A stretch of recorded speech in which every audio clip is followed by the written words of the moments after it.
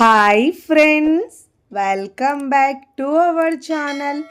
ఈరోజు మన కిచెన్లో రెగ్యులర్గా చేసుకునే ఇడ్లీ దోశ కాకుండా కొంచెం డిఫరెంట్గా కొత్తగా బ్రేక్ఫాస్ట్ని ఎలా చేయాలో చూపించబోతున్నానండి. ఈ రెసిపీని మనము మార్నింగ్ బ్రేక్ఫాస్ట్లోకి లేదంటే నైట్ డిన్నర్లో కూడా చేసుకోవచ్చండి. చాలా హెల్దీ బ్రేక్ఫాస్ట్ అండి. టేస్ట్ అయితే చాలా చాలా బాగుంటుందండి. ఇలా చేసిన బ్రేక్ఫాస్ట్ని పిల్లలు పెద్దలు కూడా చాలా హ్యాపీగా తింటారండి. అంత సాఫ్ట్గా, పైన కాస్త క్రిస్పీగా, లోపల సాఫ్ట్గా చాలా చాలా బాగుంటాయండి.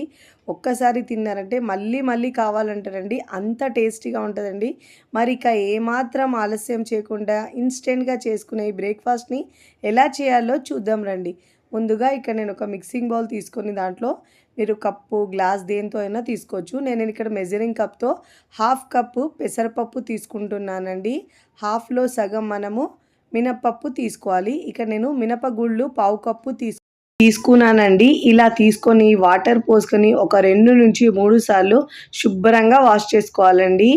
ఫస్ట్ టైం నా ఛానల్ చూస్తున్న వాళ్ళు ప్లీజ్ నా ఛానల్ని సబ్స్క్రైబ్ చేసుకోండి, లైక్ చేయండి, పక్కనున్న బెల్ ఐకాన్ని ప్రెస్ చేయండి. ఇలా ప్రెస్ చేయడం వల్ల నేను పెట్టే వీడియో నోటిఫికేషన్ ముందుగా మీ హోమ్ పేజ్కి వస్తాయండి. ఇలా శుభ్రంగా వాష్ చేసుకున్న తర్వాత ఆ వాటర్ తీసేసి మళ్ళీ దాంట్లో తిరిగి వాటర్ పోసుకొని ఇక్కడ నేను ఒక 10 నిమిషాల పాటు నానబెట్టుకుంటున్నానండి. మూత పెట్టేసి మీరు టైం ఉంటే గంట సేపైనా నానబెట్టవచ్చు. నేను ఇక్కడైతే 10 నిమిషాలు నానబెట్టుకుంటున్నాను.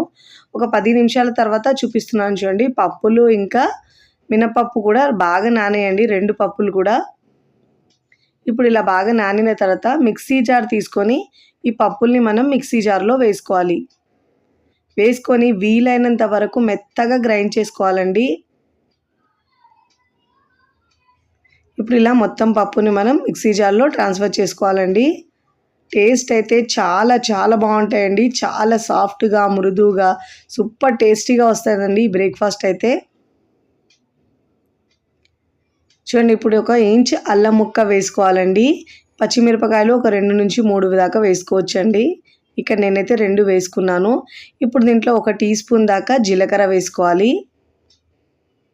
ఇప్పుడు దీంట్లో కొద్దిగా వాటర్ వేసుకొని వీలైనంత వరకు మెత్తగా గ్రైండ్ చేసుకోవాలండి. ఎంత మెత్తగా గ్రైండ్ చేసుకుంటే మాకు అంత మంచిగా వస్తుందండి బ్రేక్ఫాస్ట్ అయితే. ఇలా మెత్తగా గ్రైండ్ చేసుకున్న తర్వాత ఈ గ్రైండ్ చేసుకున్న పిండిని మనం మిక్సింగ్ బౌల్లోకి వేసుకోవాలి.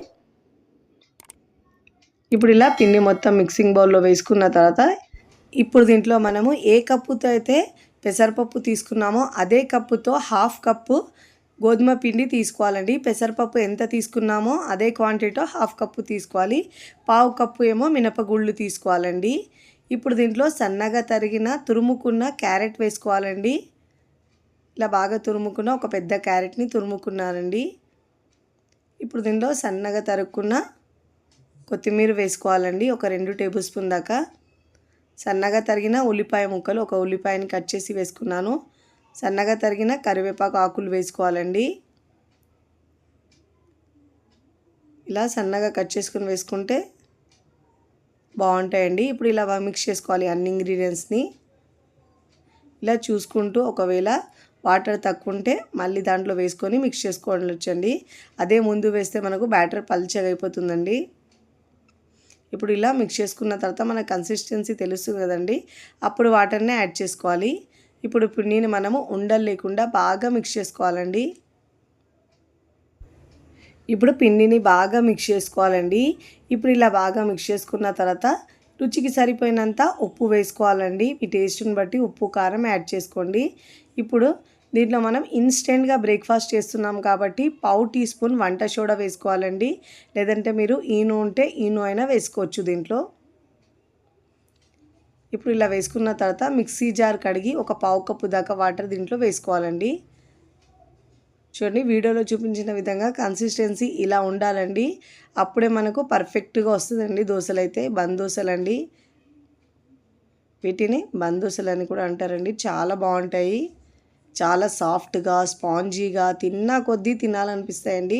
అంత బాగుంటాయండి. పిల్లలకైతే ఒకటి ఇచ్చినా కానీ కడుపు నిండిపోతుందండి, అంత మంచిగా ఉంటుందండి.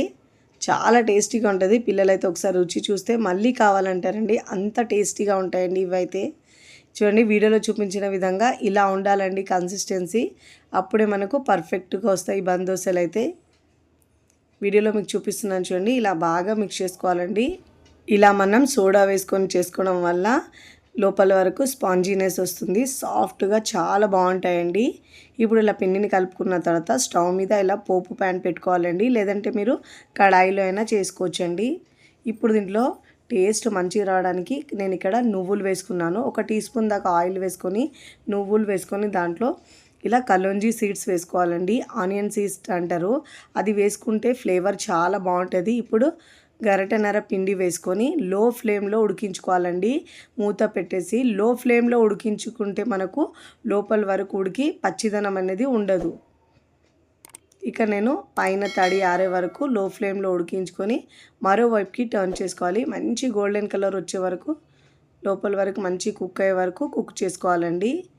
ఇప్పుడు ఇలా మంచి కుక్ అయిన తర్వాత ఒక వైపు నుంచి మరోవైపుకి టర్న్ చేసుకోవాలి.